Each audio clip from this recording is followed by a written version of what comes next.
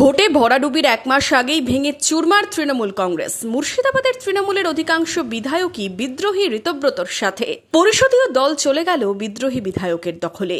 ৮০ জনের মধ্যে ৫৮ জনের সমর্থন পেয়ে রাজ্য বিধানসভায় বিরোধী দলনেতা পদে তৃণমূল থেকে বহিষ্কৃত ঋতব্রত বন্দ্যোপাধ্যায়।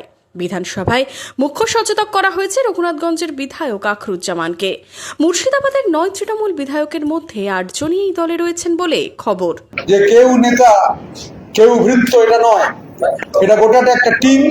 ঘটনাচক্রে তার একটা জব ডিস্ট্রিবিউশন হতে পারে। কারোর নাম বিরোধী দলনেতা, কেউ মুখ্য সচেতক, কেউ উপদলনেতা।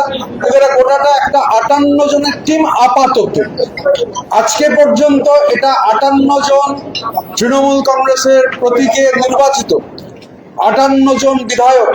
সেই ৫৮ জন বিধায়কের একটা টিম এই বিধানসভার অষ্টাদশ পশ্চিমবঙ্গ বিধানসভার প্রিন্সিপাল অপোজিশন। আমি বলছি আপাতত এই জন্য, কেননা আমি আরো দুজন আছেন যারা এই মুহূর্তে এখানে নেই, রাজ্যের বাইরে আছেন। তারা তাদের যে বক্তব্য সেটা জানিয়ে দেবে। তো ৬০ হবে, সেই দুজনের সম্মতি যেহেতু আছে তাই আমি ৬০ বললাম। আমাদের পরিষদীয় দল এই জব ডিস্ট্রিবিউশন যে করেছে, চিফ হুইপ হিসেবে আমরা চিঠিও দিয়েছি।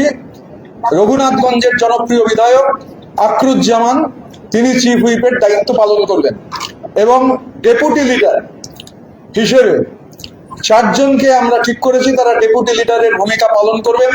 রাজ্যের প্রাক্তন মন্ত্রী, বহুবারের বিধায়ক, বর্ষিয়ান রাজনীতিবিদ শ্রী জাভেদ আহমেদ খান, রাজ্যের প্রাক্তন মন্ত্রী শ্রীমতী সাবিনা ইয়াসমিন, রাজ্যের প্রাক্তন মন্ত্রী শ্রীমতী শিউলি সাহা এবং সন্দীপন সাহা। এরা ৪ জন ডেপুটি লিডারের হিসেবে ভূমিকা পালন করবেন। আমরা দায়িত্বশীল বিরোধীর ভূমিকা পালন করব, সদর্থক এবং গঠনমূলক বিরোধীর ভূমিকা পালন করব। সরকার যেটা ভুল করবে, সরকার যেটা ঠিক করবে না, সরকারের চোখে চোখ রেখে সেটা হাউসের ভেতর যে অ্যাম্ফি থিয়েটার, সেই অ্যাম্ফি থিয়েটারে যেমন লড়াই হবে, হাউসের বাইরে বিধানসভার অভ্যন্তরে সেই লড়াই হবে, রাস্তাতে সেই লড়াই হবে। আজকে থেকে বিরোধী দল হিসেবে আমরা আমাদের পথ চলা শুরু করলাম। মুর্শিদাবাদের ৯ তৃণমূল বিধায়কের মধ্যে ৮ জনই সামিল হয়েছেন ঋতব্রত বন্দ্যোপাধ্যায়ের সাথে। সেখানে বর্ষিয়ান বিধায়কদের পাশাপাশি রয়েছেন নব্য বিধায়করাও। আমরা এখানে যারা আছি সকলেই তৃণমূলের বিধায়ক। আমাদের নেত্রী মমতা ব্যানার্জি, আমরা মমতা যে নেত্রীবাণী শ্রদ্ধা করি, এই নিয়ে আমাদের কোনো ডাউট নেই। আজকে আমাদের এই জায়গায় আসতে হলো কেন?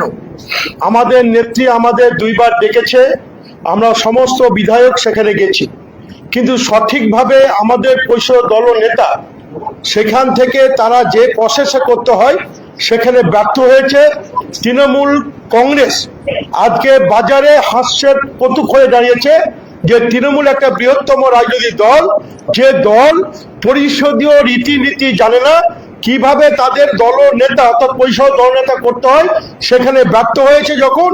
তখন আমরা তৃণমূলের বিধায়কেরা এগিয়ে এসে তৃণমূলের মুখ রক্ষা করার জন্য আমরা বিধানসভা পরিষদীয় দলের সমস্ত রীতিনীতিকে মান্যতা দিয়ে আমাদের পরিষদ দল নেতা সহ যে দপ্তরগুলো সরকারে বন্টন করা হয়, আমরা এখানে স্পিকার সহ বিধানসভার সচিবালয়কে জমা দিয়েছি। ওনারা সেটা পরীক্ষা নিরীক্ষা করে মান্যতা দিয়ে আমাদের স্বীকৃতি দিয়েছেন। এদিন বিধানসভা থেকে বেরিয়ে সাংবাদিক বৈঠকে ঋতব্রত বন্দ্যোপাধ্যায় দাবি করেন, আমরাই আসল তৃণমূল।